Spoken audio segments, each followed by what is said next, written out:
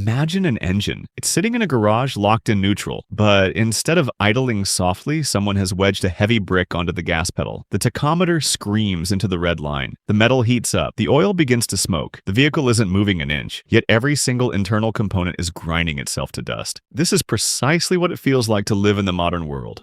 You haven't fought a physical predator today. You haven't hunted for your food, walked 20 miles across harsh terrain, or built a shelter from the rain. By almost every objective metric of physical survival, you are living in the safest, most comfortable, and most technologically advanced era in the 4 billion-year history of Earth. And yet, you wake up tired. You navigate your afternoon with a dull, persistent haze of brain fog, and you go to sleep, carrying a quiet, unexplainable weight in your chest. Society tells you that you are lazy, unmotivated, or burnt out. But what if the problem isn't your willpower? What if your brain isn't broken at all, but simply stranded inside an environment it was never designed to survive?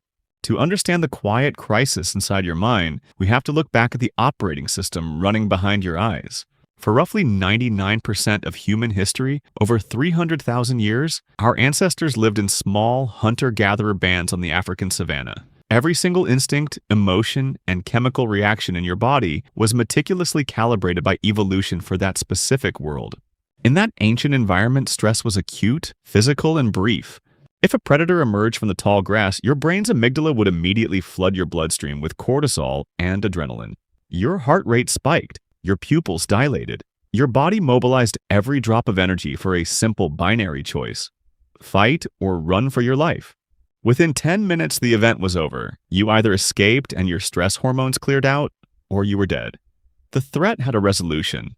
Now, fast forward to your morning routine. You wake up and reach for your phone.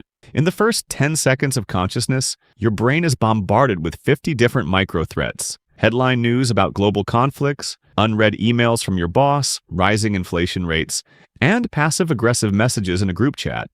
Your ancient amygdala doesn't know what a smartphone is. It cannot distinguish between a saber-toothed tiger standing in front of you and a stressful notification on a glass screen. To your nervous system, both represent danger. But unlike the tiger on the savannah, these modern threats never go away. They don't resolve in 10 minutes. They linger in your pocket 24 hours a day, 7 days a week. Evolutionary biologists call this evolutionary mismatch. You are operating an ancient biological machine inside a digital hyperstructure. You are running Savannah software on a server that never turns off. If constant stress is the engine overheating, dopamine is the fuel we are burning through at an impossible rate. Popular culture treats dopamine like a reward, a chemical hit of pleasure you get when something good happens. But in neuroscience, dopamine isn't about pleasure. It is about motivation and search. It is the neurochemical vector that tells your brain, pay attention, go get that. It is essential for your survival. In nature, dopamine was scarce and hard-earned. Finding a bush of wild berries, discovering fresh water, or bonding with a tribal mate required hours, sometimes days, of physical effort and focused patience. Today, we have bypassed the effort entirely.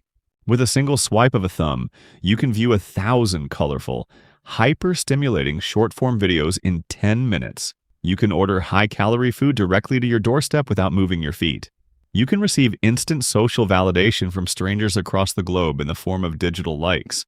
We have engineered a world of infinite, frictionless reward, but neurobiology has a strict rule. What goes up must come down. To protect itself from hyperstimulation, your brain undergoes a process called receptor downregulation. It physically removes dopamine receptors from your synapses. It turns down the volume on your internal radio because the external world has become too loud. The result? Your baseline level of dopamine collapses.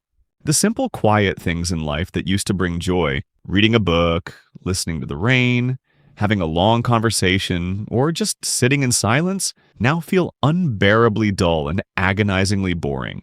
You aren't indifferent to life. Your brain is simply suffering from neurochemical bankruptcy. You are surrounded by noise, yet incapable of feeling satisfied. There is one final, vital mechanism that the modern world has quietly, systematically destroyed: solitude. Not loneliness, solitude. The state of being completely alone with your own mind without external input. For hundreds of thousands of years, humans had vast oceans of empty time. Walking between villages, gathering wood, staring into a campfire at night, or waiting for the rain to stop. In these quiet moments, a specific neural network in your brain turns on. Neuroscientists call it the default mode network, DMN. The default mode network is your brain's internal housekeeping crew. It's where deep creativity happens. It's where you process grief, consolidate memories, reflect on who you are, and figure out what actually matters to you. But the default mode network requires one strict condition to operate. It needs you to be bored. Today, we have engineered boredom out of existence. The moment you stand in a queue at a grocery store, wait for an elevator, or pause at a red light for 5 seconds, your hand reflexively reaches into your pocket. You pull out a screen to fill the gap. You feed your brain a microdose of information every single time it tries to take a breath. You never let the housekeeping crew clean up.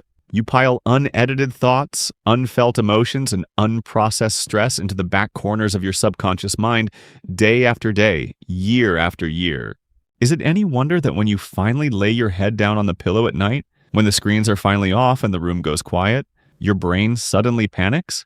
It isn't trying to keep you awake. It's simply trying to process 3 years of backlogged emotions you refuse to feel during the day. If the modern world is designed to break your ancient brain, the solution isn't to burn down civilization or flee into the woods. The solution begins with a quiet, revolutionary realization. You are not a malfunctioning machine. You are an ancient animal trapped inside a digital zoo. Once you understand this, you can start building bars of protection around your sanity. You can choose to reintroduce friction into your life. You can deliberately leave your phone in another room when you go for a walk. You can allow yourself to sit in a car without a podcast running in the background. You can let yourself be bored for 10 minutes a day, giving your default mode network the silence it has been begging for. The modern world profits off your distraction. In monetization, your anxiety sells you fixes for the problems it created and feeds on your constant connectivity. Reclaiming your attention is no longer just a productivity hack. It is an act of survival. The next time you feel that heavy, unexplainable exhaustion creeping over your mind, don't force yourself to push harder. Turn off the lights. Put down the glass screen, step away from the noise, and let your ancient mind come back home.